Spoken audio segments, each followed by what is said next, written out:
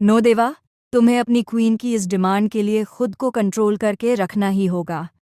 आंखें बंद करके खुद के दिल और दिमाग को यह बात समझाते हुए देवा ने गहरी सांस लेना स्टार्ट किया और साथ ही अपना चेहरा ऊपर उठकर शावर के पानी को सीधे अपने चेहरे पर फील करने लगा। सर्दी के इस मौसम में जहां इस वक्त लोग ठंडे पानी से दूर भगाने की कोशिश करते हैं, वही देवा बेधड़क उस ठंडे पानी के नीचे खड़ा काफ़ी देर तक शावर लेता रहा। लेकिन उसके हार्मोन्स एंड फीलिंग्स के कंट्रोल होने का नाम ही नहीं ले रही थी। इतनी देर तक शावर के पानी से के नीचे खड़े रहने के बावजूद भी जब देवा अपने हार्मोन्स को कंट्रोल नहीं कर पाया, तो देवा ने सीधे बाथटब में ठंडा पानी को भरा और बाथटब में जाकर लेट करके अपनी आंखें बंद कर ली।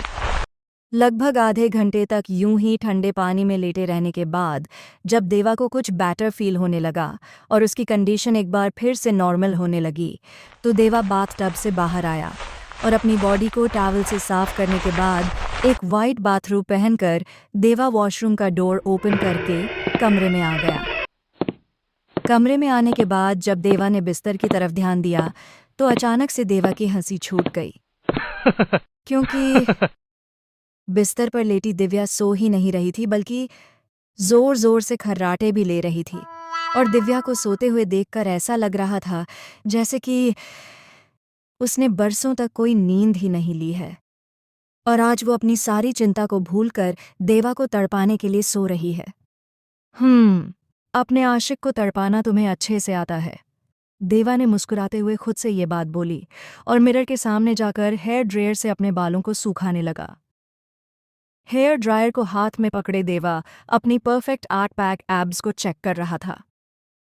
अपने ब्रॉड चेस्ट एंड मसल्स को देखकर के चेहरे पर छोटी सी स्माइल आ गई थी। Dev Suryavanshi is the most handsome person in the world. मुस्कुराते हुए खुद से इतना कहकर देवा अपने बालों को ड्राई करने लगा। लेकिन बालों को सुखाते हुए भी देवा की नज़र अपनी क्वीन की तरफ थी, जिसने खुद को पैरों से लेकर सर तक कवर करके रखा हुआ था और खर्राटे लेते हुए दिव्या ने अपने पैरों या फिर हाथों को हिलाने तक की जहमत भी नहीं उठाई। अपने बालों को सुखाने के बाद देवा अपने बालों में हाथ घुमाते हुए बेड पर वापस जाकर बैठा और धीरे से दिव्या का ब्लैंकेट उतारकर देवा एक बार फिर से मुस्कुराते हुए अपनी जान को देखने लगा। वैसे तो इस वक्त देवा के माथे पर बिखरे हुए उसके बाल उसे इतना हैंडसम बना रहे थे कि उसके आगे दिव्या भी फेल थी। लेकिन इसी हैंडसम और डेविल शख्स की नज़रें इस वक्त सिर्फ और सिर्फ अपनी बीवी पर टिकी हुई थीं। यहाँ तक कि देवा अपनी क्वीन को तकते हुए अपनी पलकों को भी नहीं झपका रहा था। दिव्या को देखते देखते देवा एक बार फिर से तड़पने लगा। उसका बॉडी टेम्परेचर एंड हार्मोन्स एक बार से हाई होने लगे। लेकिन खुद के अरमानों को ठंडा करते हुए देवा ने गहरी सांस ली और अपने दिल पर हाथ रखते हुए खुद से बोला, आई नो, आज तुमने मुझे द ट्रू डेविल देवा से अपनी बात मनवाई है, लेकिन याद रखना, अपनी पूरी जिंदगी तुम्हें इस डेविल को देनी होगी और उसकी मनमर्जियां भी झेलनी होगी। बस आज की रात, उसके बाद द ट्रू डेविल का राज। खुद से इतना बोलकर देवा ने झुकते हुए दिव्या के गाल पर किस किया और अपनी आंखों में अपनी क्वीन के चेहरे को इस तरह से समेटने लगा जैसे कि दुनिया में उसकी क्वीन से खूबसूरत कोई चीज़ है ही नहीं। शून्य शून्य शून्य शून्य, एक अंधेरी सी जगह जहां देखने के नाम पर सिर्फ कुछ ही रोशनी थी, और इस अंधेरी जगह में किसी लड़की के रोने चीखने चिल्लाने की आवाज़ें गूंज रही थीं। एक 8 साल छोटे से बच्चे को एक रस्सी पर लटकाकर उसे बुरी तरह से मारा पीटा जा रहा था और उसके सामने खड़ी थी एक लड़की जिसे ब्लैक सूट पहने एक बॉडी बिल्डर ने पकड़ कर रखा था, लेकिन देखने में वो हूबहू दिव्या की तरह दिख रही थी। छोड़ दो उसे, मत मारो उसे, मैं तुम्हारे हाथ जोड़ती हूँ, प्लीज छोड़ दो मेरे भाई को। वो लड़की रोते चिल्लाते हुए उस आदमी की पकड़ से छूटने की कोशिश करते हुए छोटे से बच्चे को बचाने की कोशिश में लगी हुई थी।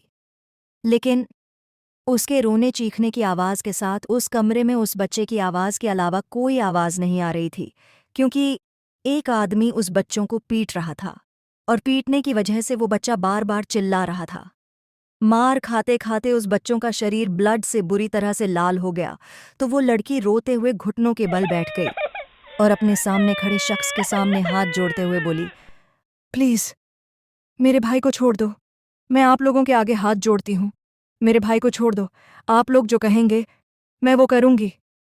वो लड़की हाथ जोड़े हुए अपने सामने खड़े आदमियों के सामने गिड़गिड़ाए जा रही थी, लेकिन उन लोगों ने उस लड़की की कोई भी बात नहीं सुनी और उस बच्चे को मारते रहे और तब तक मरते रहे जब तक वो मार खाते खाते बेहोश नहीं हो गया।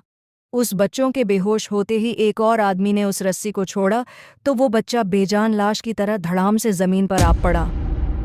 उस बच्चे के जमीन पर गिरते ही उस लड़की को उस बॉडी बुलाइडर आदमी ने छोड़ा तो वो लड़की तेजी से घुटनों के बल दौड़कर रोते हुए बच्चे के पास आई और उसे बच्चे को उठाने की कोशिश करने लगी, लेकिन उसकी लाख कोशिश करने के बावजूद भी उसे बच्चे को होश नहीं आया। ये देखकर वो लड़की चीखते चिल्लाते हुए उन आदमियों पर झपट पड़ी, लेकिन तभी दूसरे आदमी ने आगे आकर उस लड़की के बालों को पकड़ा और उसके मुंह पर इतनी जोर का तमाचा जड़ दिया कि वो लड़की मुंह के बल फर्श पर जा गिरी।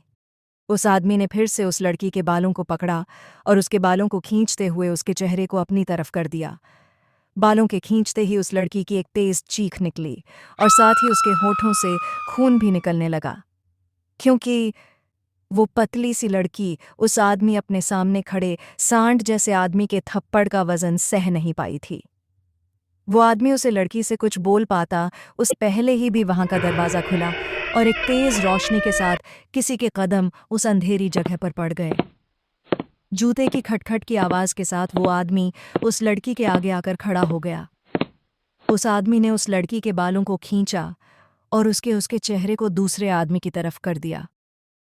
तभी बाहर से आया दूसरा आदमी ने उस लड़की के चेहरे को बुरी तरह से अपनी उंगलियों में पकड़ा और बुरी तरह से दांत पीसते हुए बोला, बोल, इस लड़के की जान बचाने के लिए जो मैंने कहा है वो करेगी या नहीं?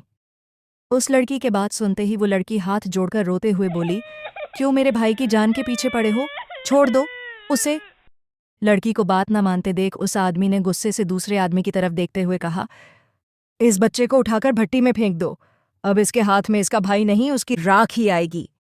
उस आदमी की बात सुनते ही उसे लड़की की आंखें शौक से फेल कर बड़ी हो गईं और डर के मारे थर थर कांपने लगी। उस आदमी के कहते ही अचानक से एक उस अंधेरी जगह पर एक दरवाज़ा ऊपर को खिसका और उसी के साथ गर्म भट्टी के जलते अंगारे उसे लड़की की आंखों के सामने आ गए। कौन है ये बच्चा जिसे जलाया जा रहा है भट्टी में? कौन है ये लड़की जो दिख रही है हूबहू दिव्या की तरह? कौन है